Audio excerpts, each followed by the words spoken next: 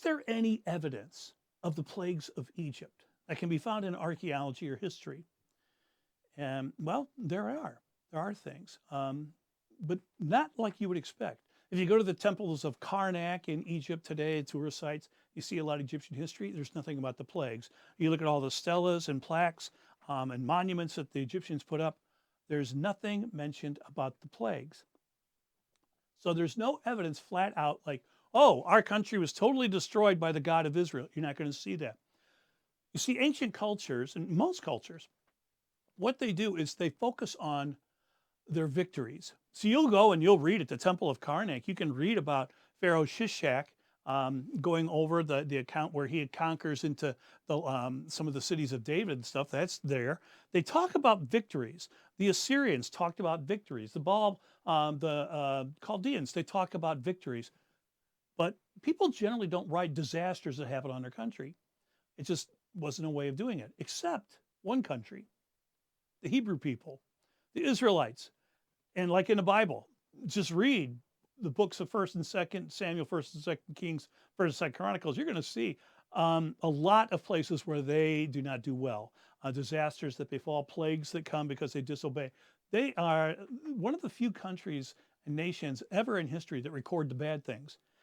So the Egyptians don't do this. That is one reason why you're not going to find evidence for the plagues taking place in Egypt, because they're not going to want to talk about it. They don't want to talk about having all these bad plagues. There has been a discovery that supports the biblical account of the plagues of Egypt as described exactly as in the Bible. Now, it's called the Ipuwer Papyrus.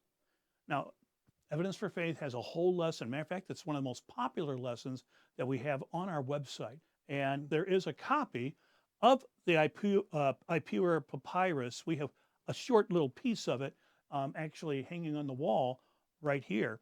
And we're not going to go into great detail in this lesson, but what is recorded on this papyrus is fascinating. Now, the Ipuwer Papyrus, just to give you some background, if you've not heard the lesson before, it's sometimes called the Papyrus Leiden I-344. It's an ancient document. It is describing catastrophes that befell ancient Egypt. And these events take place in history, but scholars don't agree when they took place. Matter of fact, there are some scholars who say it never took place. This is a myth. But when was the Ipuwer Papyrus actually written? Well, and when did these events take place? The key pin, the fulcrum for this whole thing is actually found time-wise in the book of 1 Kings chapter 6, verse 1.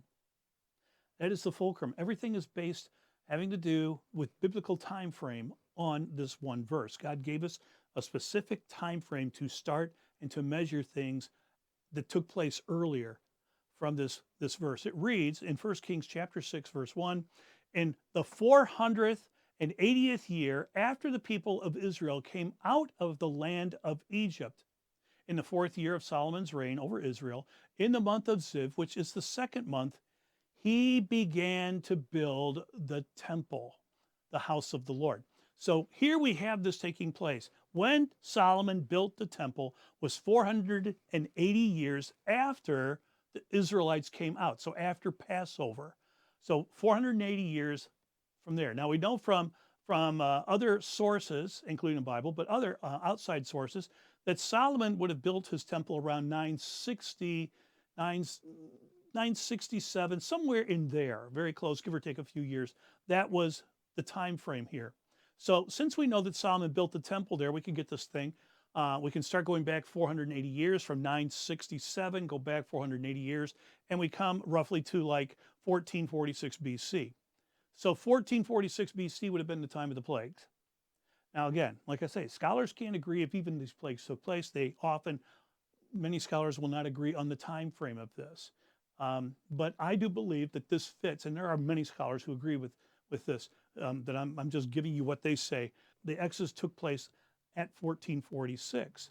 Some will say, no, it took place around 1550. Others say, no, it took place around 1290. You get scholars just can't agree on this. But taking this papyrus, the Ipuwer Papyrus, and examining it alongside the Bible, you sort of get that these things do match together around 1446. So a large number of scholars actually do support that period, that the Exodus took place roughly around 1446, 1440, give or take a few years, like I say, in there. So the 1440s was the time this period is taking place. Now, the Ipuwer papyrus is not written in hieroglyphics. It's hieratic script, and it actually mentions different things that happened to the Egyptians. So let me just show you really quick a couple of these as we go through this. One thing that's written on there says, "There's blood everywhere. Lo, the river is blood." Now, many of you are familiar with what took place in the plagues. The first plague, Moses smote the Nile River, which is the main source of water and everything for the people there. Their whole culture and livelihood was based on the Nile. And this fits very well because in Exodus chapter 7, verses 20 and 21, we read, "Aaron and Moses did as the Lord commanded in the sight of Pharaoh and the sight of his servants. He lifted up the staff, struck the water in the Nile, and all the water in the Nile turned into blood. And the fish of the Nile died. The Nile stank, so that the Egyptians could not drink water from the Nile. There was blood throughout all the land of Egypt." Ipuwer, Ipuwer was just a poet, but he wrote about this. A second line that's in this papyrus reads, "One thirsts for water." Well, as a result of the plague, you can easily see why people would be having a problem with water. And this fits with what the Bible says. In Exodus chapter 7, verse 24, we read, "And all the Egyptians dug along the Nile for water to drink, for they could not drink the water of the Nile." A third part that really fits this whole plague thing, Ipuwer writes on this papyrus, "Lo, trees are felled, branches stripped." Now, if you recall, one of the plagues was hail, and also there's plague of locusts and stuff, but that strips the vegetation. In Exodus chapter 9, verse 24, we read, "The hail struck down everything that was in the field in all the land of Egypt, both man and beast. And hail struck down every plant of the field and broke every tree of the field." Sounds like Ipuwer is describing that event. A fourth line that's in this reads, "Lo, grain is lacking on all sides." Well, when the plague of locusts came, it took out everything, all the grain that was ready to be harvested, the leaves on trees, everything is basically gone. This one, besides the hail, now you have the locusts to come in and destroy everything also. And this too fits with the biblical account. In Exodus chapter 9, verse 31, we read, "The flax and the barley were struck down, for the barley was in the ear and the flax was in bud." So this plague takes place as there is grain on these plants and stuff, that the locusts come and destroy all this. A fifth line in the Ipuwer papyrus reads, "Birds find neither fruits nor herbs." Well, this makes sense now because the hail and the locusts came, but there's even the animals are going to be suffering. But listen to what Exodus chapter 10, verse 15 reads. "The locusts came up from all the land of Egypt and settled on the whole country of Egypt. Such a dense swarm of locusts as had never been seen before, nor ever will be again. They covered the face of the whole land so that the land was darkened. And they ate all the plants in the land and all the fruit trees that the hail had left. Not a green thing remained, neither tree nor plant of the field through all the land of Egypt." Ipuwer seems to be describing this perfectly. Another line he has is that groaning is throughout the land mingled with laments. As the people are suffering due to agricultural plagues that are now happening, of course they're going to be crying out for help and relief. Because the harm is not just to the people, it's to the livestock also. All of Egypt is being hurt by all of this. And eventually we're going to see also the firstborn when the Passover happens, and all the people are also going to be calling out for help again. They're going to be lamenting what's taking place. Exodus chapter 12, verse 30 reads, "And Pharaoh rose up in the night and all of his servants and all the Egyptians, and there was a great cry in Egypt, for there was not a house where someone was not dead." No wonder people were crying out. A seventh line in the Ipuwer papyrus reads, "Lo, many dead are buried in the river. The streams is the grave. The tomb became a stream, and he who put his brother in the ground is everywhere. This is talking about dead people, that there's dead people all over the place. All over Egypt, there are dead people, and they're trying to bury all these people. This fits perfectly with what we read about the Passover in the book of Numbers, chapter 33, verse 4. The Egyptians are burying all their firstborn whom the Lord has struck down among them. Another line that we see in the Ipuwer papyrus is reading, all is ruin. I like that one because this sort of fits perfectly again with what the Bible has recorded. The nation has been devastated by the plagues of God.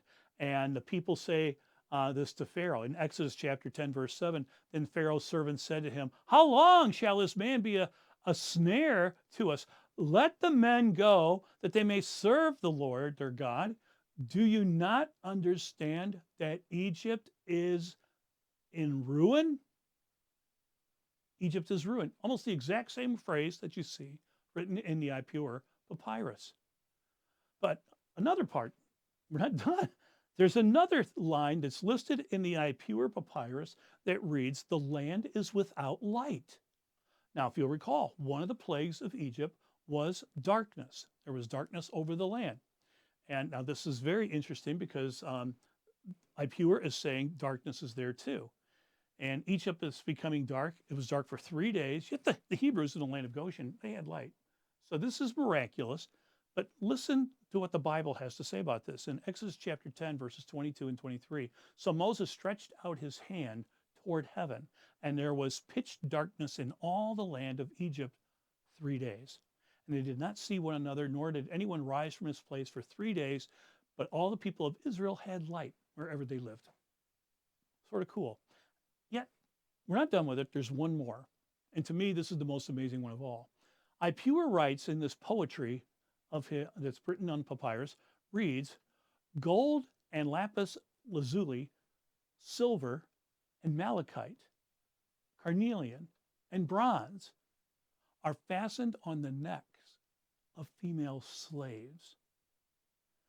In other words, the wealth of Egypt has been taken and plundered by slaves.